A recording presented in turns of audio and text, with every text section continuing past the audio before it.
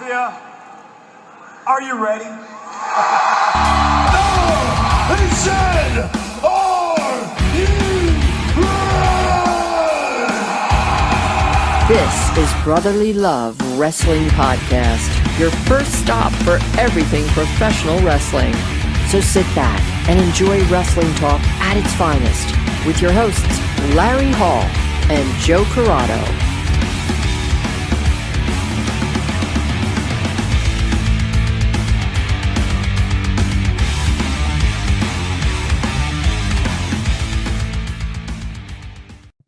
Welcome, everybody, to Brotherly Love Wrestling, the Essential Series. And now this is part 2 and night 2 of the Essential WrestleMania matches.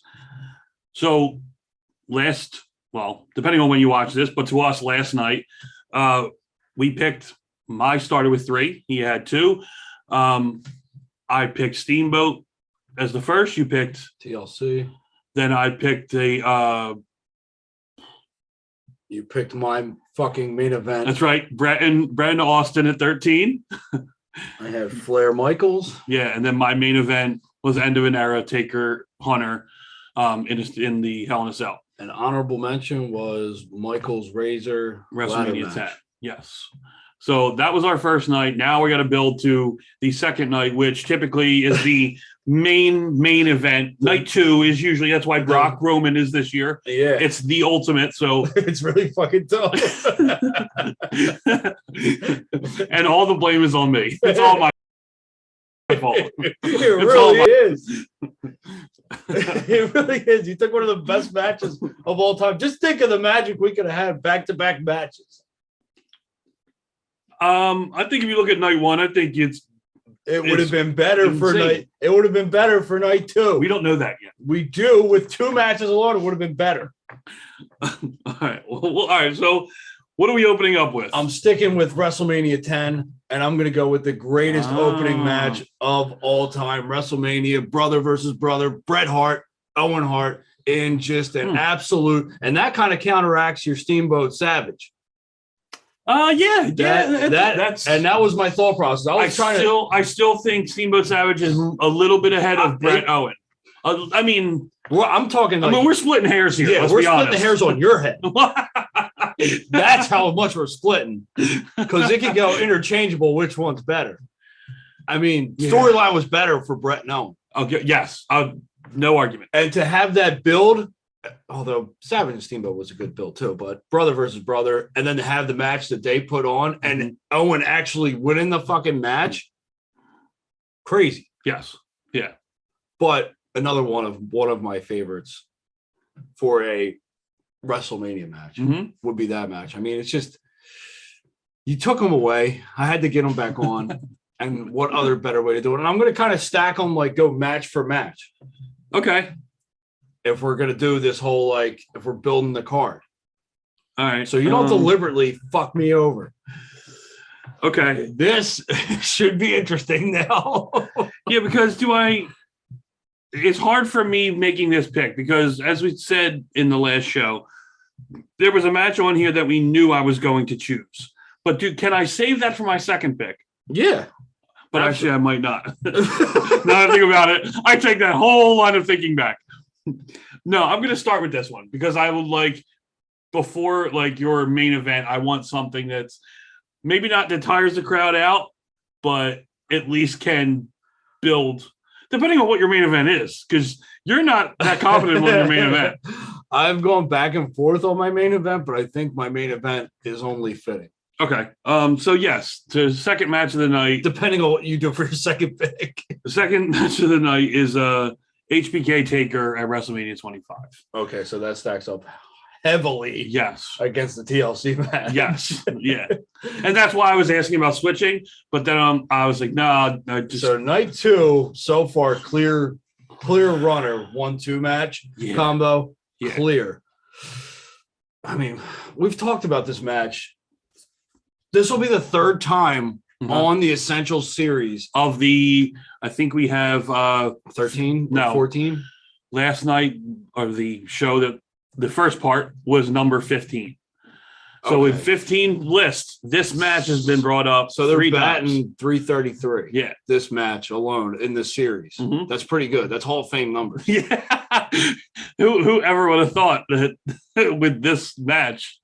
I mean, what do you say about it? It's almost like the most, I love, and we were talking about this. I don't know if it was on or off. It was off air about, do you really think, like, what do you, and preferably Austin Brett, because bigger fans of both of them, but I can't deny that Taker and Shawn wasn't a phenomenal, could be best match ever. Mm-hmm. But I mean, that could be said about Brett and Austin as well. It can, yeah. I mean, it fits there. I agree. That's why wrestling is so what it is. Mm-hmm. No, I agree with you on that one for sure. It's very opinion based. Yeah, there's no facts. Yeah, it. Absolutely, of course. You can't go by a 5-star rating. Yeah, a fucking dork. Yeah. So now I fall into the middle of the show. Yeah, and what better time for in the middle of a show to have what you just had was an absolute classic. Now, what about in the middle of the show, we have a very, very heartwarming moment with a very, very, very good match.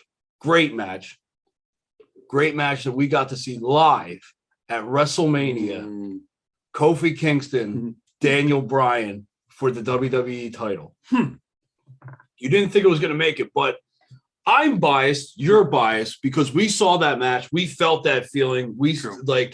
It was one of those. It was a great storyline as well, and the story build. It was. You could say it was like, oh, it was the yes movement, but with Kofi, but it wasn't. It was something different. It was something different, and what it meant something completely different in the end. It was the only thing. It was an underdog type story. Yeah, that's what was the same about. But if you build an underdog type story, it wasn't. I mean, it's not underdog because it's not like he was going up against Brock, and that's. We saw how that happened. Yeah, we saw how that went. Yeah. But no, because he had of all he had the gauntlet, then he had Elimination Chamber. Everything was building against Kofi, and they were holding him down. So that's what I meant by like underdog. No, he was definitely out to get got. Exactly. But I mean, to persevere, win the title, crazy crowd reaction. Mm-hmm. I mean, I'm biased, but it definitely belongs there. And there's a lot of arguments, but remember, one wrestler per show. Yes. Yeah. He can't get involved in multiple matches. Mm-hmm. Let's face it, Michaels would have probably been in 4 or 5. Yeah. He might have been in 4 or 5. Yeah. 3 for sure. Like hands down 3. And then I think you make he was an honorable mention last night. And I think that would have, and we already went over this, had the tables been turned and I got night 1, I probably would have put Michaels and Razor in the opening match. Mm-hmm. Yeah. And we would have had 2 fucking ladder matches on that show. It would have been fucking absolutely insane. Yeah. All right. So you run into your 4th pick. Man, dude. There's a lot to choose from. You know, it's funny because now it's the point where I want to see this main event stack up, and I don't want to take something or someone from you in this last match. Do it. And I will adapt and overcome, I think. Shit, man. All right, so what we have so far? We have your Owen opener. Brett. Oh, okay. All right. Owen Brett. Owen Brett, HBK Taker. Kofi, Daniel Bryan. So we have wrestling like at its finest. And I said that it's going to be my card, so I'm going to make it a wrestling heavy. It's just going to wear the fucking. All right, so I'm going to throw a little bit of a wrench in here. You're going to go off the cusp from what we are building so far, yes. Okay. And I'm going to go Foley Edge. I knew you were going to. I had 2, and Foley and Edge was one of them. Yeah, Foley Edge at 22. It's Foley's WrestleMania moment. The thing that he never had his entire career, finally getting it. Edge, who was the rated R superstar at the top of his game, both of them meeting together, him getting more of an edge, and because of the tight match, and then the flaming table at the spot at the end, it just that whole match is ridiculous. That's what I think of most when I think of that match is the table spot. That, and I think when Edge lands on the tacks. Yeah, his cell when he's like, you can feel the pain. Like, it's just everything about that match. So, and I think it's good to switch up from wrestling. A complete Donnybrook. Yeah. And the fans can have fun, but you don't have to be up the whole time. You can relax on a match like that a little bit. I don't know about that. I don't know how much relaxing you're getting. We're kind of building like the emotions as right now the crowd's wiped. Yes. Let's put it that way. The crowd's wiped. For sure. Now, can I tell you what match the other match I thought you were going to take? Okay. Because it's not going to be my main event. All right. I thought you were going to do Savage Warrior. No, I didn't. Honestly, I didn't even. I thought about it, but I'm like, it didn't even cross my mind twice. Like, I was like, no. But I was gonna, and I forgot this because I was so worried about fucking you over. I was going to say my original pick was going to be WrestleMania 7, Sid and Hogan, just to fuck with you. But that's not my main event. What? No, because that's Sid and shit. Hogan. Exactly. Thank you. That's the reaction I wanted. You're gonna do Sid and Hogan just for a fucking as a rib? Yeah. And then I was gonna make my pick, but I forgot to do it because I was so worried about taking your other guys. Sid and Hogan. Imagine the fucking. But look, the Ultimate Warrior came back. That was the best part of that whole angle. I mean, Papa Shango came out, and that was a shit show of a main event. Yeah. God, imagine that. No. You put that on my show. I'd have to scratch it. I'd have to override it. There'd be no way. All right, so the main event has to live up to end of an era. Okay. So, and I already think I know what you are picking. So go ahead and pick it. Say it. Because we know who hasn't made the fucking list yet. Yes. And we know who the perfect fucking duo is. Yes. So, I mean, if I'm going to end the show and I'm just going to fucking put the two biggest stars that have ever fucking been in the wrestling business together, I'm going to do Rock Austin, X7. I mean, that's it. You want to talk about fucking complete insanity, and then you get Vince involved too, which is even fucking better. I get to end the show with Vince fucking The Rock and fucking teaming with fucking Austin.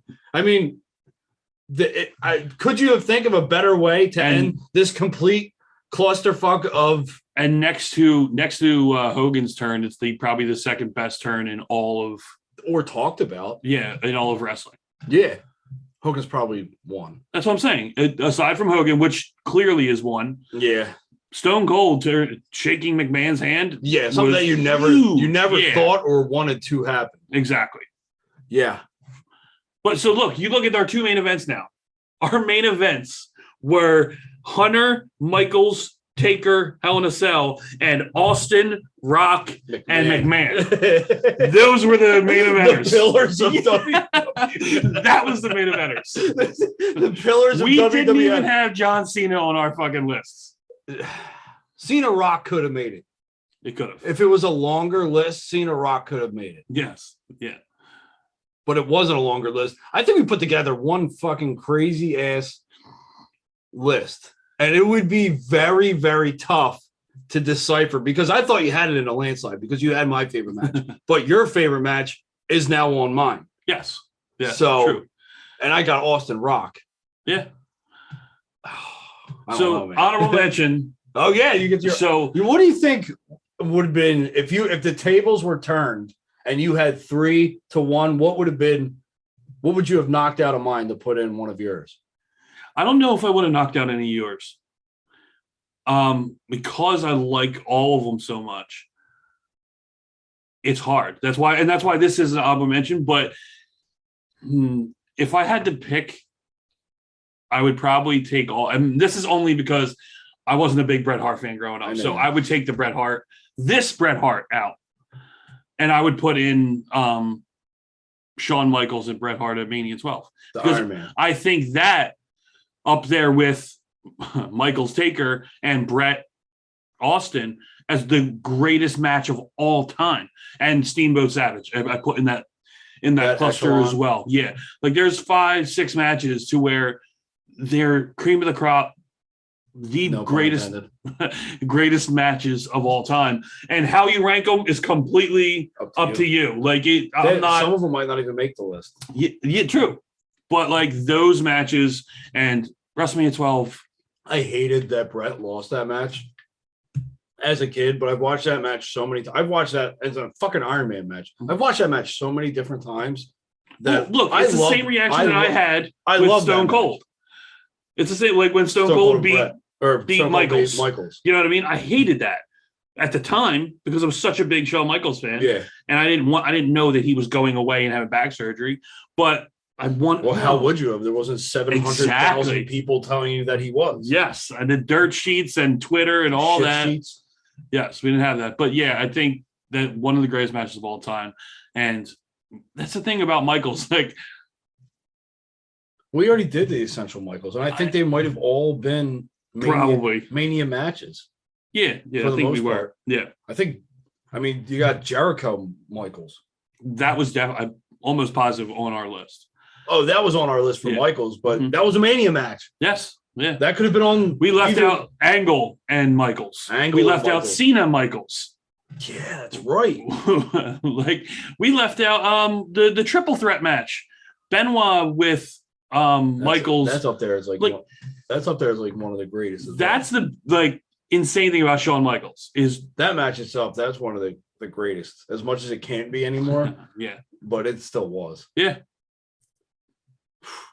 Yeah, you could do a Michaels top 10 Mania match. Yeah. And you'd have to rank them though, because he's probably got 10. Yeah. You think he's got more? I think not like it's a lot more, but I think it's 11. I think it 11? For some reason 11 standing out in my head, and I'm sure I'm completely wrong. And someone's gonna call me out on not being a Shawn Michaels fan, but I'm pretty sure you're such a poser. Take that click shirt off. I think. But yeah, no, you're right. Like he's ridiculous. We're not the factoids in the moment. No, I'm not good at that. I don't have a great memory for stats like that. Not with the WWE anyway, because stats don't matter in the WWE. I don't think stats matter anywhere in wrestling. In any part of wrestling. So I didn't get a chance to finish it, but I think I know what happened last night on Raw. Cody didn't show up. Cody did not show up, but I'll give them this. I think he did sign. I don't think we're going to see him until Mania. So here's how, watching it and thinking about it today, because I actually watched a clip. Two lines they said. Graves said, it has gone, his opportunity could have, I'm sorry. His opportunity at WrestleMania was just dashed. Okay. So you got right there, dashing Cody Rhodes. And then Jimmy Smith to end the night says, Rollins' vision has turned into a nightmare. And that's the last line you hear when Monday Night Raw goes off the air. And I'm thinking, is Vince trolling and Cody's trolling? Are they both trolling? They are. He didn't sign though. How amazing would that be? It would. But like, as I heard him say it, and it went to black, I'm going, dude, great fucking job getting that line in. Like that is perfect. It's perfect. I'm very intrigued with the whole Cody thing. Me too. I don't think. Here's the thing. I don't think he's going to be main event or. I just don't. It's going to be Cody Rollins at Mania. Rollins is going to come out to the ring and sit down in the middle of WrestleMania and go, I ain't going anywhere until I get my WrestleMania moment for this year. And that's how you're going to get Cody. You're not going to see him 2 weeks out of WrestleMania on Monday Night Raw. No, but it's too big. They might fucking keep teasing it really well. Yeah, they're absolutely going to keep teasing it. But we are not seeing Cody Rhodes till Mania. But imagine this. Someone wrote that, and it was actually really good writing. What the fuck happened there? It was. Yeah, I don't know who delivered those lines into their headset, but that's Vince in the background. Drama's dream turned into a nightmare.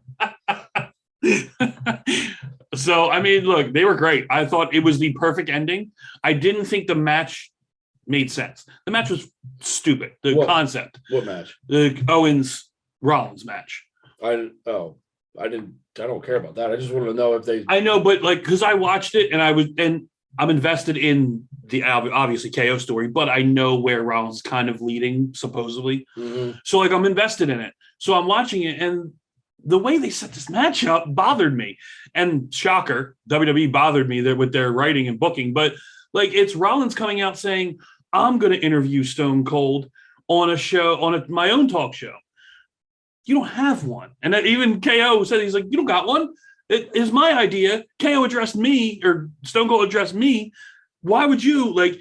And that's the match. And then Sonya came out and was like, I like Seth's idea. Whoever wins will interview Stone Cold. Like, Rollins doesn't even have a fucking talk show. This makes no sense. And Stone Cold addressed KO. This makes no sense. No continuity whatsoever from the last week. Well, maybe their bad writing and booking is trying to keep your mind off of Cody. I get what it, but let's confuse them. I get what they were trying to do. They're trying to make it suspenseful and make you think that Cody was going to, at the end, I get it. It just, you could have done it something better than that.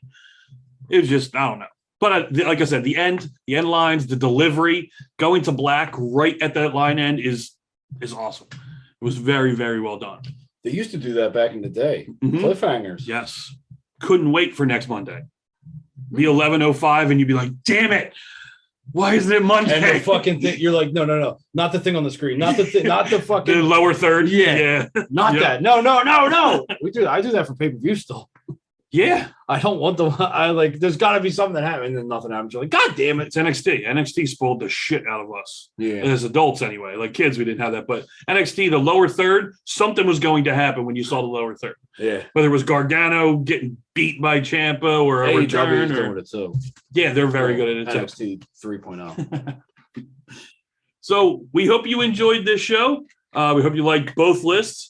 And who knows what Essential we'll be coming out with next. So thank you for watching.